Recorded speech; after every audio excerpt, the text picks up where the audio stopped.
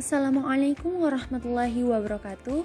Saya Lutfia Hastifasam dari Program Studi Matematika Universitas Hasanuddin. Pada video kali ini, saya akan menjelaskan penyelesaian salah satu contoh soal dari materi ruang banah yang terdapat pada mata kuliah pengantar analisis fungsional. Berikut adalah contoh soalnya. Dalam soal, telah didefinisikan suatu ruang X dan suatu norm F. Kita diminta untuk membuktikan bahwa ruang tersebut adalah ruang banah. Sebelum langsung membuktikan bahwa ruang tersebut adalah ruang banah, maka terlebih dahulu kita harus memastikan bahwa ruang tersebut adalah ruang vektor dan juga ruang norm. Sehingga terdapat 3 hal yang akan kita tunjukkan dalam video ini.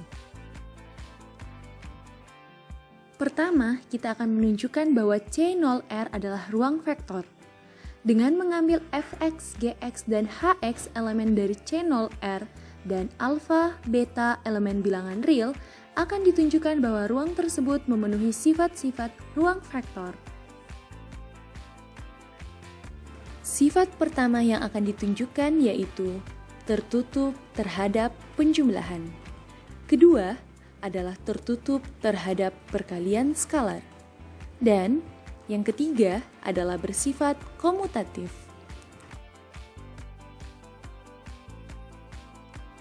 Selanjutnya akan ditunjukkan bahwa terpenuhinya sifat asosiatif, lalu sifat unsur nol elemen dari ruang tersebut, dan selanjutnya adalah sifat inverse.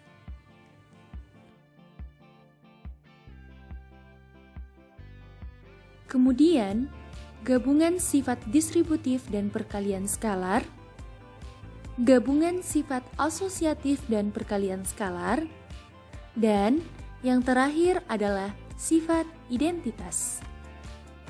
Berdasarkan penjabaran dari setiap bukti sifat ruang vektor dalam video ini, maka terlihat bahwa semua sifatnya terpenuhi. Sehingga disimpulkan bahwa C0R adalah ruang vektor. Setelah menunjukkan bahwa ruang tersebut adalah ruang vektor, selanjutnya kita akan menunjukkan bahwa ruang tersebut adalah ruang norm. Dengan mengambil Fx dan Gx elemen dari C0R dan alfa elemen bilangan real, akan ditunjukkan bahwa norm F memenuhi keempat sifat dari ruang norm. Pertama, akan ditunjukkan bahwa norm F adalah non-negatif. Dalam soal telah didefinisikan bahwa norm F sama dengan subprimum dari mutlak Fx. Perhatikan bahwa mutlak Fx selalulah non-negatif. Karenanya, untuk X yang tetap, maka subprimum atau batas atas terkecil dari mutlak Fx tersebut juga non-negatif. Sehingga terbuktilah bahwa norm F non-negatif. Kedua, akan ditunjukkan bahwa norm F sama dengan 0 jika dan hanya jika fungsi F sama dengan 0. Karena yang ingin ditunjukkan adalah pernyataan biimplikasi, maka akan dibuktikan dari 2 arah. Untuk arah kiri ke kanan, diketahui bahwa norm F sama dengan 0. Berdasarkan definisi, artinya subprimum dari mutlak Fx sama dengan 0. Untuk setiap X elemen R, jelas akan berlaku norm F lebih besar sama dengan mutlak Fx, karena norm F adalah subprimum dari mutlak Fx, dan mutlak Fx pastilah selalu non-negatif atau lebih besar sama dengan 0. Karena norm F sama dengan subprimum dari mutlak Fx sama dengan 0, maka pastilah mutlak Fx juga sama dengan 0. Karena mutlak Fx sama dengan 0, maka fungsi F pastilah sama dengan 0. Untuk arah kanan ke kiri, diketahui bahwa fungsi F sama dengan 0, sehingga untuk setiap X elemen R, nilai mutlak dari Fx adalah 0. Hal ini berarti norm F yang sama dengan subprimum dari mutlak Fx juga sama dengan 0. Ketiga, akan ditunjukkan bahwa norm alfa dikali F sama dengan mutlak alfa dikali norm F. Untuk alfa yang sama dengan 0, Jelas bahwa norm alfa dikali F sama dengan mutlak alfa dikali norm F. Untuk alfa yang tidak sama dengan 0, mutlak alfa dikali fx dapat ditulis dengan mutlak alfa dikali mutlak fx.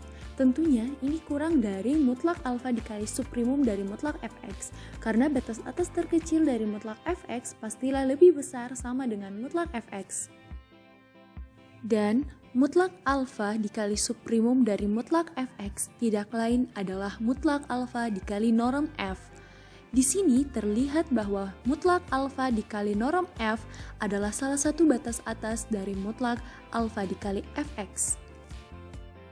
Sehingga suprimum dari mutlak alfa dikali fx sama dengan norm alfa dikali f pastilah kurang dari sama dengan mutlak alfa dikali norm f. Dari penjabaran tersebut diperoleh pula suprimum dari mutlak fx kurang dari suprimum dari mutlak alfa dikali fx dibagi dengan mutlak alfa. Ini sama saja dengan mutlak alfa dikali norm f kurang dari sama dengan norm alfa dikali f. Perhatikan bahwa diperoleh norm alfa dikali f kurang dari sama dengan mutlak alfa dikali norm f. Dan mutlak alfa dikali norm f kurang dari sama dengan norm alfa kali f. Hal ini menunjukkan bahwa norm alfa dikali f itu sama dengan mutlak alfa dikali norm f. Keempat, akan ditunjukkan bahwa norm f tambah g kurang dari sama dengan norm f tambah norm g. Berdasarkan ketaksamaan segitiga akan berlaku mutlak fx tambah gx kurang dari sama dengan mutlak fx tambah mutlak gx. Tentunya ini akan kurang dari sama dengan suprimum dari mutlak fx ditambah suprimum dari mutlak gx, di mana ini tak lain adalah norm f ditambah norm g. Terlihat bahwa norm f ditambah norm g adalah batas atas dari mutlak fx tambah gx. Sehingga suprimum dari mutlak fx ditambah gx kurang dari sama dengan norm f ditambah norm g. Dengan kata lain, norm f tambah g akan kurang dari sama dengan norm f ditambah norm g. Nah, berdasarkan penjabaran tersebut, maka terlihat bahwa keempat sifat ruang norm terpenuhi. Sehingga dapat kita simpulkan bahwa ruang tersebut adalah ruang norm. Setelah menunjukkan bahwa ruang tersebut adalah ruang norm, selanjutnya kita akan menunjukkan bahwa ruang tersebut adalah ruang Banach atau ruang norm yang lengkap. Dengan mengambil sembarang barisan Cauchy Fn di C0R, berdasarkan definisi barisan Cauchy, ini berarti untuk setiap epsilon lebih dari 0 akan terdapat n elemen dari bilangan asli. Sedemikian sehingga untuk setiap m n lebih besar sama dengan n, berlaku norm fm dikurang fn sama dengan suprimum dari mutlak fmx dikurang fnx akan kurang dari epsilon. Di sini akan ditunjukkan bahwa terdapat suatu fungsi f elemen dari C0R sedemikian sehingga norm f dikurang fn akan menuju 0 untuk n yang menuju ke tak hingga, di mana norm f sama dengan suprimum dari mutlak fx. Untuk menunjukkan hal tersebut, terdapat 3 langkah utama. Langkah yang pertama, akan ditunjukkan bahwa barisan Cauchy yang diambil tadi membentuk suatu barisan Cauchy di R untuk suatu x yang tetap. Dengan mengambil nilai x yang tetap di C0R, mutlak fmx dikurang fnx tentunya akan kurang dari sama dengan batas atas terkecil atau suprimumnya, yang tidak lain adalah norm fm dikurang fn. Karena dari persamaan 1 diketahui bahwa norm fm kurang fn kurang dari epsilon, untuk setiap m, n lebih besar sama dengan n, maka diperoleh untuk setiap epsilon lebih dari 0 terdapat n elemen bilangan asli. Sedemikian sehingga mutlak fmx dikurang fnx kurang dari sama dengan epsilon untuk setiap m, Fn lebih besar sama dengan N, di mana Fmx dan Fnx adalah bilangan real.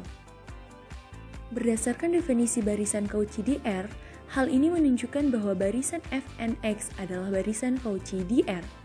Ingat, terdapat suatu teorema yang mengatakan bahwa suatu barisan akan konvergen jika dan hanya jika barisan tersebut adalah barisan Cauchy. Dan berdasarkan definisi, ruang Banach adalah ruang norm yang memenuhi setiap barisan Cauchy yang akan konvergen. Sehingga disimpulkan bahwa R adalah ruang Banach, karena semua barisan Cauchy di R akan konvergen ke X elemen R. Dengan demikian, barisan Fnx adalah barisan Cauchy di R, dan R adalah ruang Banach, maka barisan Fnx adalah barisan konvergen, yang dapat ditulis dengan Fx sama dengan limit Fnx ketika n menuju tak hingga. Nah, dari langkah ini, kita telah memperoleh fungsi f. Pada langkah kedua, akan ditunjukkan bahwa Fn menuju f ketika n menuju tak hingga. Dari persamaan 3, dimisalkan untuk m menuju tak hingga, maka Fmx menuju ke Fx untuk setiap m lebih besar sama dengan n. Ingat bahwa barisan Fnx adalah barisan Cauchy di R. Dengan kata lain, untuk setiap epsilon lebih besar dari 0, terdapat n elemen bilangan asli, sedemikian sehingga untuk setiap m, n lebih besar sama dengan n, berlaku mutlak Fx kurang Fnx kurang dari epsilon. Berdasarkan definisi norm yang diberikan, maka norm f kurang Fn sama dengan suprimum dari mutlak Fx dikurang Fnx. Tadi diperoleh bahwa mutlak Fx dikurang Fnx kurang dari epsilon, sehingga untuk suprimumnya akan kurang dari sama dengan epsilon. Berdasarkan definisi barisan konvergen, ini menunjukkan bahwa norm f dikurang Fn menuju 0 ketika n menuju tak hingga. Hal ini menunjukkan bahwa persamaan 2 terbukti. Pada langkah ketiga, akan ditunjukkan bahwa f elemen dari C0R. Perhatikan persamaan 4. Karena mutlak Fx dikurang Fnx kurang dari epsilon, maka pastilah mutlak Fx dikurang Fnx kurang dari epsilon per 3 juga akan berlaku. Sehingga untuk epsilon positif dan n lebih besar sama dengan n, berlaku mutlak Fx dikurang Fnx kurang dari epsilon per 3. Dengan mengambil K elemen dari R, terlebih dahulu akan ditunjukkan bahwa F kontinu di K atau F elemen dari CR. Mutlak Fx dikurang Fk dapat pula ditulis demikian, dan berdasarkan ketaksamaan segitiga akan diperoleh persamaan 6. Untuk n lebih besar sama dengan n besar, tentunya mutlak Fx dikurang Fnx dan mutlak Fnk dikurang Fk akan kurang dari epsilon per 3. Perhatikan pula bahwa Fn kontinu, sehingga akan terdapat delta positif sedemikian sehingga mutlak Fnx dikurang Fnk kurang dari epsilon per 3 untuk mutlak x dikurang k kurang dari delta. Karenanya, persamaan 6 dapat ditulis kembali menjadi mutlak Fx dikurang Fk kurang dari epsilon. Dari penjabaran tersebut dapat disimpulkan bahwa untuk setiap epsilon positif terdapat delta positif sedemikian sehingga jika mutlak x kurang k kurang dari delta, maka mutlak fx dikurang fk kurang dari epsilon. Dengan kata lain, f kontinu di k atau f elemen CR. Terakhir, akan ditunjukkan bahwa limit fx ketika mutlak x menuju tak hingga sama dengan 0 atau f elemen C0R. Dengan mengambil epsilon lebih dari 0, perhatikan kembali persamaan 5. Karena suprimum dari mutlak fx dikurang fnx kurang dari sama dengan epsilon, untuk epsilon yang lainnya yaitu epsilon per 2 tentunya juga akan berlaku. Perhatikan, di awal kita mengambil barisan Fn di C0R. Dengan kata lain, Fnx menuju 0 saat mutlak x menuju tak hingga. Berdasarkan definisi limit tak hingga, maka akan terdapat M positif sehingga untuk setiap X elemen R, mutlak X lebih besar sama dengan M berlaku mutlak Fnx kurang dari epsilon per 2. Berdasarkan ketaksamaan segitiga, mutlak Fx akan kurang dari sama dengan mutlak Fx dikurang Fnx ditambah dengan mutlak Fnx. Dan tentunya ini akan kurang dari subprimum dari mutlak Fx dikurang Fnx ditambah dengan mutlak Fnx.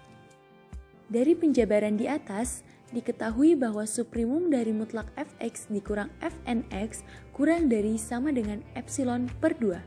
Dan mutlak Fnx kurang dari epsilon per 2, sehingga diperoleh mutlak Fx kurang dari epsilon. Dari penjabaran tersebut, diperoleh untuk setiap epsilon positif terdapat M positif, sedemikian sehingga untuk setiap X elemen R, mutlak X lebih besar sama dengan M berlaku mutlak Fx dikurang 0 sama dengan mutlak Fx kurang dari epsilon. Hal ini menunjukkan bahwa limit Fx ketika mutlak X menuju tak hingga sama dengan 0, atau F elemen dari C0R. Dengan demikian, terbuktilah bahwa ruang tersebut adalah ruang Banach. Nah, itulah penjelasan dari penyelesaian salah satu contoh soal dari materi ruang Banach. Terima kasih sudah menonton, semoga bermanfaat. Assalamualaikum warahmatullahi wabarakatuh.